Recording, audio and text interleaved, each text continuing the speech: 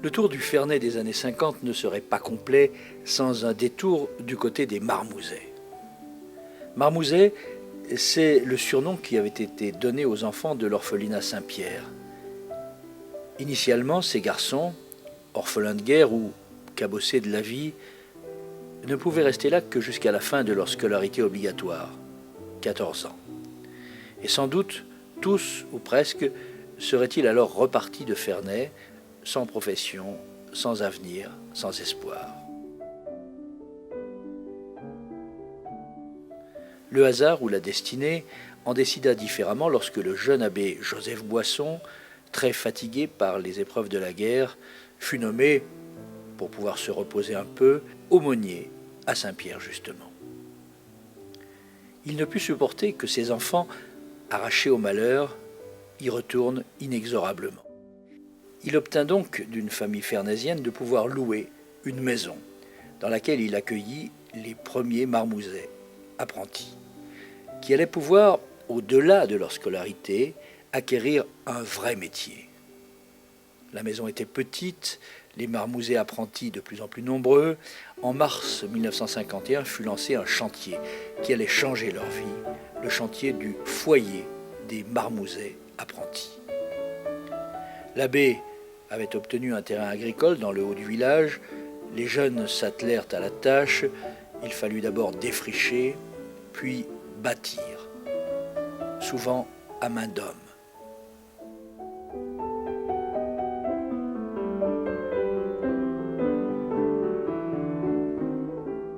Le bâtiment sortit de terre. À l'époque, il allait être le plus grand, le plus imposant de Ferney. Outre les dortoirs, la cuisine, les ateliers, les salles de réunion, il comporterait une salle de cinéma où les jeunes fernésiens de mon âge découvriraient tous les samedis soirs les films de l'époque, sonores, mais encore en noir et blanc.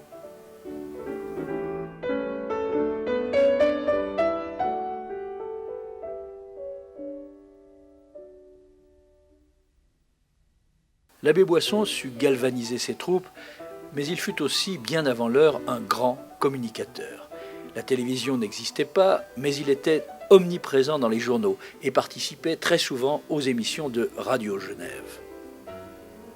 Sa volonté, son charisme, lui permirent de trouver des soutiens, de convaincre des mécènes.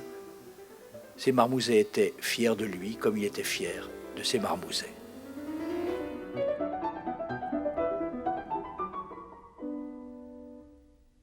L'inauguration du foyer des marmousets apprentis eut lieu les samedis 9 et dimanche 10 août 1952. Ce jour-là, après une messe solennelle, c'est la fanfare d'infanterie de la garde républicaine qui emmena les milliers de Fernésiens, de Genevois, de Gessiens jusqu'au parc des Marmousets où, au pied du bâtiment tout neuf dominant le village, les attendait une grande kermesse et un grand spectacle. Je vois que le parterre se garnit, c'est bien agréable pour les yeux. Et puis pour le porte-monnaie aussi, il ne faut pas le cacher. Oh, ça fait du monde, ça, hein? C'est un costaud, Franck.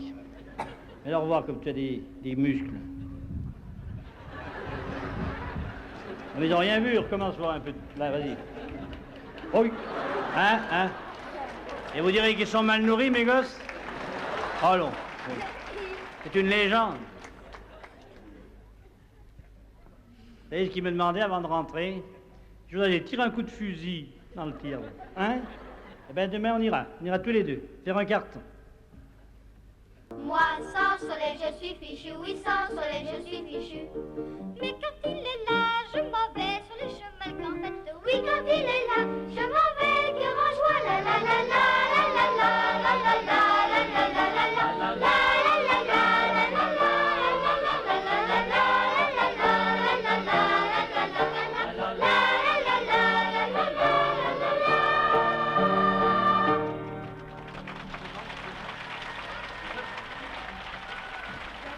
Chaque année, pendant 20 ans, la kermesse annuelle allait recueillir un public chaque année plus nombreux, venu applaudir des artistes de plus en plus célèbres, la garde républicaine, qui revint à 4 reprises, puis les compagnons de la chanson, Gilbert Bécaud, Marcel Amont, Jacques Brel, Philippe Clay, Petula Clark, Enrico Macias, Hugo Frey, Adamo, Nana Mouskouri, Joe Dassin, Sacha Distel et, à nouveau, Gilbert Bécaud.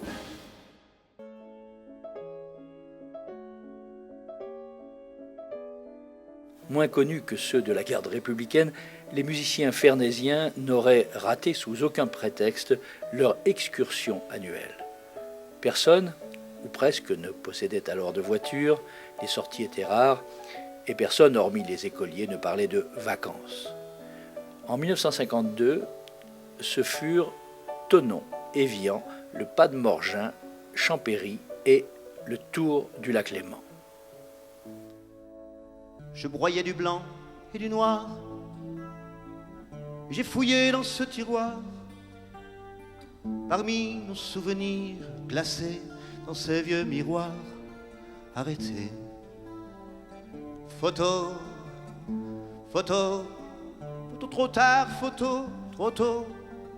Ma chanson n'est qu'un lamento et notre amour un memento. Photo.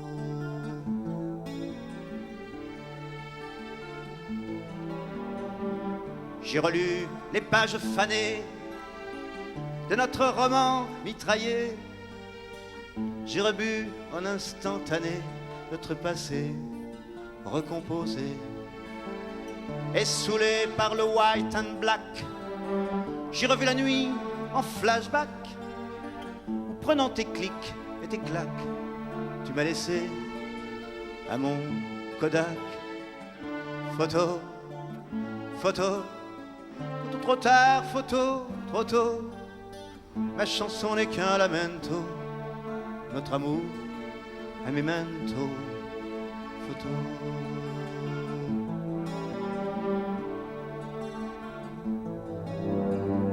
Dans mon malheur rétroactif, où je vois tout en négatif, n'ayant plus aucun objectif, j'ai jeté l'appareil fautif.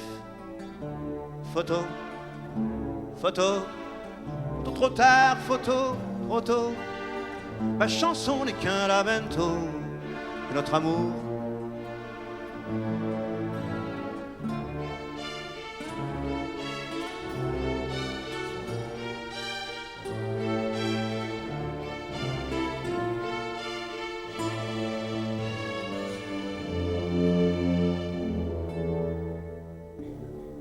On sera jamais vieux.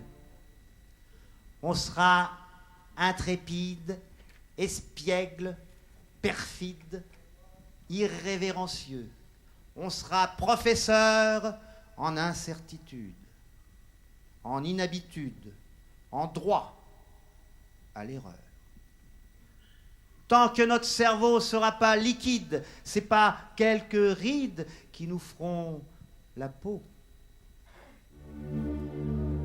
Quand je fermerai les yeux, je poserai mon âme à tes pieds, madame, chacun son bon Dieu. Tu connais le vent, il me fait des chatouilles, et s'il m'a dépouille pas, les pieds devant, on va rigoler. En tête du cortège, ça fera boule de neige, dans tout le défilé, sera jamais mieux. On sera jamais, on sera jamais